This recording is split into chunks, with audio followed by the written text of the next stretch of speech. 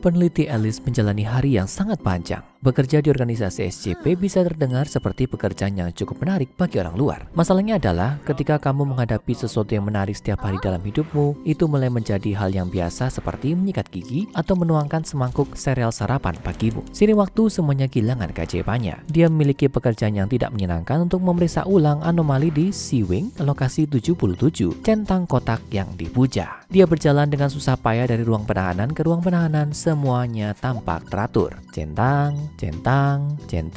Itu semua adalah anomali tingkat Euclid dan aman, bukan resiko penahanan yang besar. Tapi ketika dia mencapai ruangan SCP-2805, kamera keamanan yang biasanya digunakan untuk mengamati anomali tiba-tiba kabur. Dia harus masuk ke dalam. Baiklah, ketika pintu terbuka, dia langsung merasakan hawa dingin. Nafasnya keluar menjadi kabut es. Di kejauhan, dia melihat sebuah toples di podium. Kacanya begitu buram sehingga dia tidak bisa melihat apa yang ada di dalamnya. Tidak ada tanda-tanda kelolosan tahanan. Dia mencentang kotak di sebelah SCP-2805 di papan klipnya dan melanjutkan. Beberapa jam kemudian, peneliti Alice berada di rumah akhirnya bisa bersantai. Sejak dia mulai bekerja di organisasi berurusan dengan makhluk mematikan dan artefak terkutuk setiap hari, dia merindukan kenyamanan masa kecil yang sederhana di waktu senggangnya. Itu sebabnya dia memutuskan untuk menghabiskan malamnya dengan secangkir coklat panas hangat, semangkuk es krim, dan film animasi Disney favoritnya, Mulan. Dia baru saja menekan tombol play ketika dia mendapat panggilan telepon dari nomor yang tidak dikenal. Dengan frustasi, dia mengangkat telepon dan menjawab. Suara di ujung sana agak serak tapi terdengar baik. Diksinya kuno, pria dari zaman dulu. "Halo,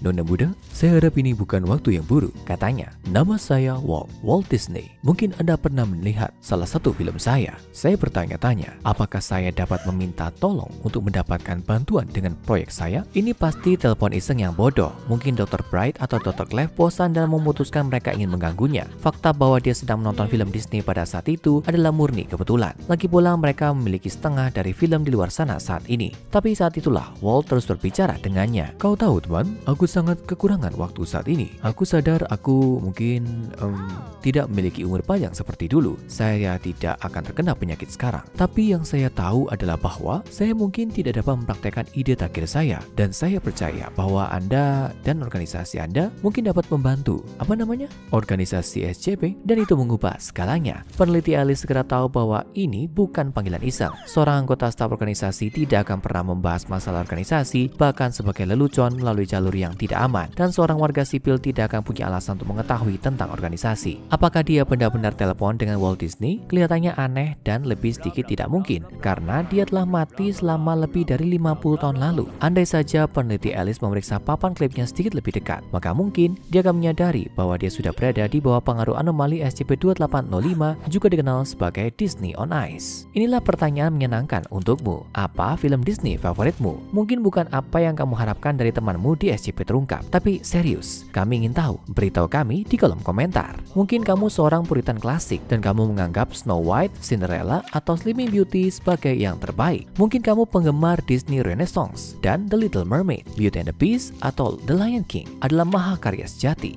Atau mungkin kamu penggemar film mereka yang lebih modern seperti Tangled, Frozen, dan Moana, atau bahkan akuisisi mereka seperti film Marvel atau serial Star Wars. Kita bisa lanjut, tapi jujur kita akan berada di sini sepanjang hari. The Walt Disney Company yang dimulai oleh Walter Elias Disney dan saudaranya Roy pada tahun 1923 telah menjadi salah satu perusahaan hiburan paling kuat dan berpengaruh yang pernah ada. Mesin korporat mereka sangat besar dan luas, menyaingi ukuran dan cakupan organisasi SCP sendiri. Dan itu mempengaruhi cara kita memandang segala sesuatu, mulai dari tikus, bajak laut, legenda Norse, hingga pertempuran luar angkasa. Beberapa memberi Presiden Amerika Serikat gelar pemimpin dunia bebas. Tapi siapapun dalam posisi itu dengan senang hati akan meninggalkan segalanya untuk menerima panggilan telepon dari CEO perusahaan Walt Disney. Hingga hari ini, perusahaan mungkin menjadi negara adidaya global akhir-akhir ini. Tapi semua itu tidak akan mungkin terjadi tanpa Walt sendiri. Lahir pada tahun 1901, Walt memulai perusahaan legendarisnya pada usia 22 tahun. Siapa yang tahu, dia akan meninggalkan bekas yang tak terhapuskan pada budaya manusia selama 65 tahun hidupnya. Tapi dia bukan hanya seorang pengusaha, animator, penulis, pengisi suara, dan produsen film. Dia juga beberapa dekade setelah kematiannya adalah sebuah anomali yang saat ini berada di tangan organisasi SCP, yaitu kepalanya yang terpenggal dibekukan secara kriogenik. Dan hanya dengan melihat kepala yang terpenggal ini, itulah yang meredam anomali anomali pada malam yang tenang dan menyenangkan bagi peneliti Alice. Bingung? Jangan khawatir. Mari kita mulai dongeng Disney gila ini dari awal. Yang kami maksud, akhir dari kehidupan Walt Disney. Walt Disney mencapai lebih banyak dalam hidupnya daripada yang bisa diklaim banyak dari kita dalam beberapa kehidupan. Dia telah membangun salah satu perusahaan hiburan paling abadi sepanjang masa, memenangkan banyak penghargaan dan menghasilkan jutaan dolar dari ciptaannya, termasuk taman hiburan Disneyland. Pria itu pada dasarnya membuat namanya sendiri identik dengan keajaiban, imajinasi masa kecil, dan mimpi yang menjadi kenyataan. Namun alih-alih berfokus pada masa lalu, Walt ingin terus menatap masa depan. Visi besarnya jauh melampaui film dan taman hiburan. Dia ingin membentuk cara hidup umat manusia selama berabad-abad yang akan datang. Dan nama visi ini Epcot, atau Komunitas Prototipe Eksperimental Masa Depan. Meskipun kamu mungkin tahu Epcot hanya sebagai bagian dari taman hiburan di Walt Disney Resort Florida, Walt sendiri sebenarnya menginginkannya menjadi lebih dari itu. Seperti nama lengkapnya, dia bermimpi menciptakan komunitas fungsional masa depan dengan lebih dari 20.000 penduduk dengan kata-katanya sendiri. Epcot akan mengambil isyarat dari ide-ide baru dan teknologi baru yang sekarang muncul dari pusat-pusat kreatif industri Amerika. Ini akan menjadi komunitas masa depan yang tidak akan pernah selesai, tapi akan selalu memperkenalkan dan menguji serta mendemonstrasikan materi baru dan sistem baru. Dan Epcot akan selalu menjadi pameran bagi dunia kecerdikan dan imajinasi perusahaan bebas Amerika. Itu tentu ide utomis, meskipun pengamat Bioshock mungkin menemukan mata mereka berkedut dengan kilas balik ke Rapture bencana Andrew Ryan. Namun masalah Disney tidak terletak pada rencananya, tapi pada dirinya sendiri. Terlepas dari prestasi dan warisannya yang lebih besar dari kehidupan, dia masih manusia fana. Ketika Walt secara tragis mengidap kanker paru-paru, dia akhirnya menyadari fakta bahwa dia mungkin tidak akan hidup untuk melihat mimpi Epcot-nya yang indah selesai. Dan meskipun memiliki semua uang dan ketenaran yang mungkin dimiliki seorang pria, dia mulai menyadari bahwa kekayaannya tidak dapat memberinya waktu tambahan sedetik pun. Atau mungkinkah? Pertanyaan ini akan segera terjawab ketika perwakilan dari perusahaan misterius yang dikenal sebagai kolektif Oneroy mendekati Walt. Namun hal yang aneh adalah bahwa entitas yang membentuk kelompok kepentingan yang sulit dipahami ini menghubungi Walt dalam mimpinya. Kamu tahu, kolektif Oneroy adalah sekelompok entitas yang dikenal sebagai Oneroy atau pemimpi yang hanya ada di alam mimpi, tapi terkadang berinteraksi dengan dunia kita melalui anomali. Terkadang kreasi semi-organik yang mereka jual sebagai produk. Dalam pengertian ini, mereka adalah Imagineers asli. Kreasi mereka termasuk SCP-2028, beberapa ratus bola salju yang memungkinkan pengguna untuk menghapus dan menyimpan mimpi buruk dan perasaan negatif mereka di dalamnya. Dan SCP-1498 yang merupakan makhluk yang terbuat dari telepon putar model lama yang mengikuti sejumlah besar kabel, digulung dan diatur menjadi tubuh seperti domba. Dengan menelpon-telepon di wajah makhluk itu, seseorang dapat memesan custom dreamscape dari Oneroy. Secara alami, sebagai makhluk yang bergantung pada mimpi untuk bertahan hidup, Oneroy adalah penggemar berat Walt Disney, seorang pria yang membangun karir dengan mendorong anak-anak untuk memimpikan hati kecil mereka. Sebagai imbalan atas kontribusinya pada Dreamscape, mereka akan membuat kesepakatan untuknya. Mereka akan memberinya jenis teknologi Oneroy khusus yang memungkinkan kesadarannya untuk terus ada dan berinteraksi dengan alam fisik setelah kematiannya. Yang perlu mereka simpan hanyalah kepalanya. Tentu saja itu kesepakatan yang aneh, tapi Walt memikirkan anak-anaknya, cucunya, dan anak cucu mereka.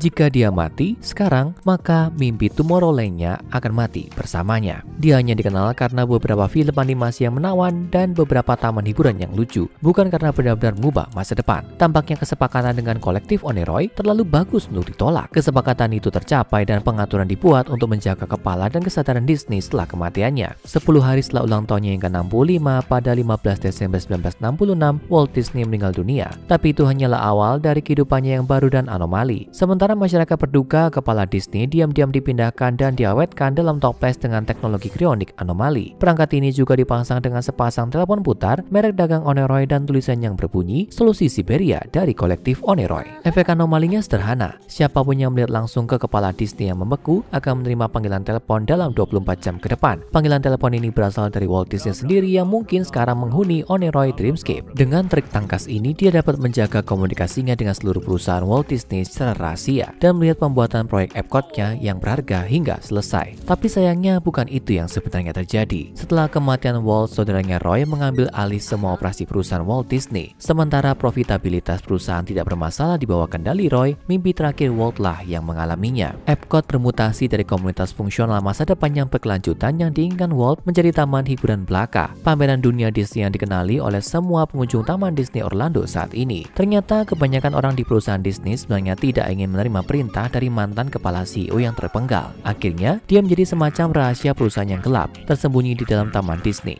Setelah sejumlah laporan telepon dari Walt Disney sejak kematian pengusaha ini, organisasi akhirnya mulai memperhatikan. Mereka melakukan penyelidikan menyeluruh terhadap berbagai basis operasi Disney dan akhirnya menemukan kepala beku Disney yang segera berganti nama menjadi SCP-2805 di kompartemen rahasia dalam wahana legendaris Pirates of the Caribbean. Dia dipindahkan ke lokasi 77 segera setelah itu untuk pengujian lebih lanjut di mana kemampuan anomalinya kemudian ditemukan. Sayangnya untuk SCP-2805, sementara panggilannya ke staf organisasi semuanya terdiri dari upaya untuk meminta bantuan organisasi dalam mewujudkan impian ekornya, belum ada yang menerima tawaran itu. Sejak penahanannya, prioritas utama organisasi hanya melawan teori konspirasi tentang keberadaan kepala beku kriogenik Walt Disney, sebuah tugas yang mereka lakukan dengan kolaborasi dari perusahaan Disney. Untuk memperkeruh situasi, pada tahun 1981 mereka memulai produksi Walt Disney's World on Ice, yang kemudian dikenal sebagai Disney on Ice, sebuah pertunjukan ice skating keliling. Sejak itu mereka juga merilis film yang sangat sukses, Frozen, dan sequelnya untuk merusak pencarian kata kunci seperti Disney's Frozen atau World Ice. Ini adalah tabir yang sangat efektif seperti yang mungkin dapat kamu perkirakan dari organisasi SCP. Dan sayangnya bagi Walt dan penggemar perspektif abad pertengahan tentang masa depan, kemungkinan besar impian Walt Disney akan tetap berada di dalam kepalanya yang tidak berwujud. Jadi kalau kamu berharap untuk membuktikan keberadaan anomali yang benar-benar liar ini, atau entah bagaimana menghubungi Walt dan membantunya membawa Epcot ke kejayaannya, kamu mungkin harus let it go.